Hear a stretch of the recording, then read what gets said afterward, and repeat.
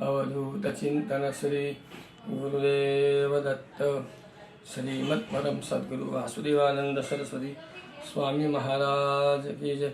भगवती रुक्मांबा मात की जय। श्रीमद सद्गुरु रंगावधूत गुरु महाराज की जय। गुरुदेव दत्त गुरुदेव दत्त गुरुदेव दत्त। नर्मदे हर ओम नमः पार्वती पदे हर हर महादेव हर। भजरे मना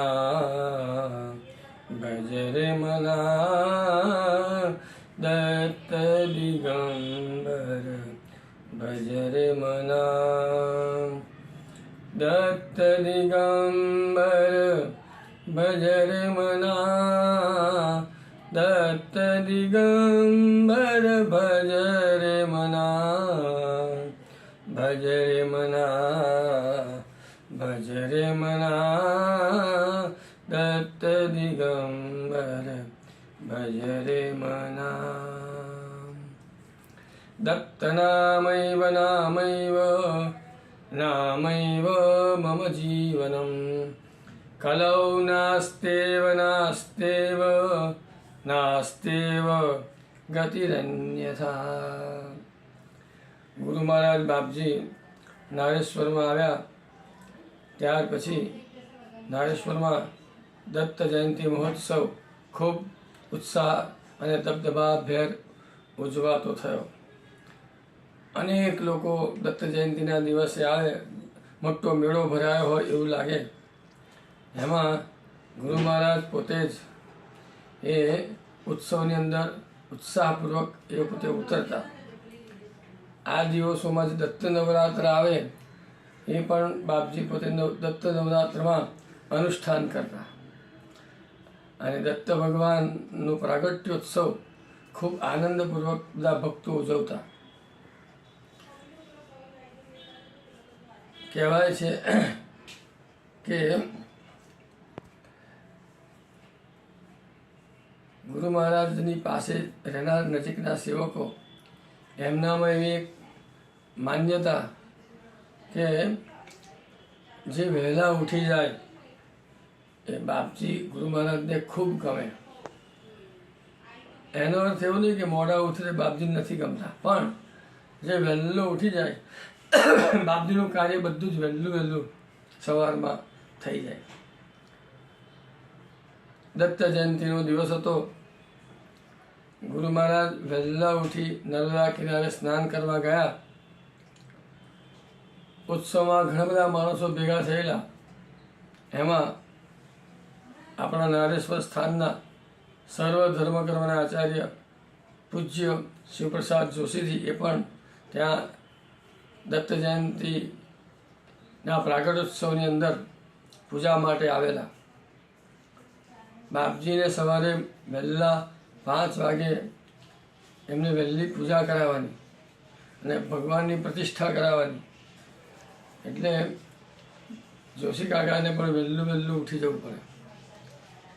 આજે બાપજી સ્નાન કરવા નર્મદાજીએ ગયા અને પાછા આવતા હતા। એ દરમિયાન શિવપ્રસાદ જોશી મોટા એ સામે નાહવા માટે નદી કિનારે જતા હતા।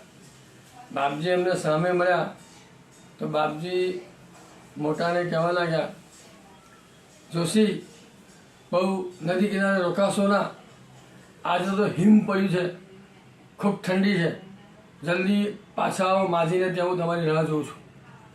આ વાત બાપજીએ કરી અને પોતે માજીને ત્યાં બાપજી જતા રહ્યા।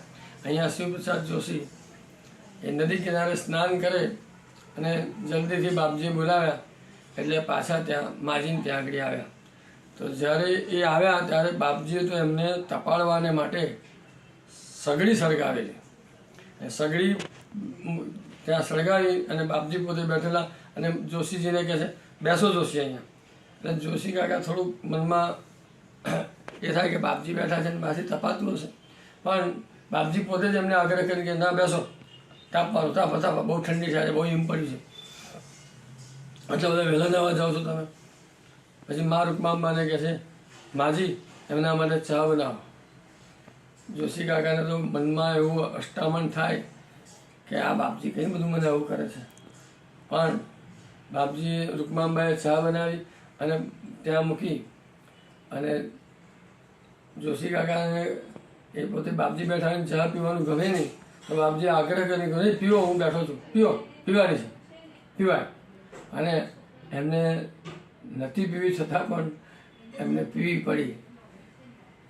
તો બાપજી આના પરથી આપણને એવું લાગે કે જે વહેલા ઉઠી જાય એ બાપજી એની કેટલી સંભાળ રાખે છે. ટાળ પડી છે તો એમને તાપવા માટે તાપણું કર્યું અને એમને સવારમાં વહેલી ચા પીવાની ટેવ તો એ પણ બાપજી એમને ચા પીવા માટે ચા પણ એમને પીવડાવી. આમ બાપજી બધાની સંભાળ રાખે છે, કાળજી રાખે છે. તો આપણે પણ એના પરથી એવો વિચાર કરીએ કે જો મોટાને આ પ્રમાણે બાપજીએ સારી રીતે આવું કર્યું હોય તો આપણે પણ જો થોડા વહેલા ઉઠી જઈએ તો બાપજીને ખૂબ ગમી અને બાપજી આપણી બધી સંભાળ રાખે. આ પ્રસંગ પછી આપણને એવું લાગે. તો આવો ત્યાં સુંદર મહોત્સવ થતો હતો. એમાં બાપજી પોતે પૂજા કરે, પ્રતિષ્ઠા થાય, પ્રભાત્યા બોલાય, દત્ત પ્રણતિ બોલાય, દત્ત ભજન બોલાય, આ બધા થાય ને પછી કલાકના ત્યાં આગળ ધૂનના વારા બધા ભક્તમંડળ બધા કરે અને સાંજે પ્રાગટ્યોત્સવ થાય, એની પૂજા થાય, સાંજે પાલખી ફરે બધું. આવો સુંદર ઉત્સવ ત્યાં બાપજીની ઉપસ્થિતિમાં એ થતો હતો.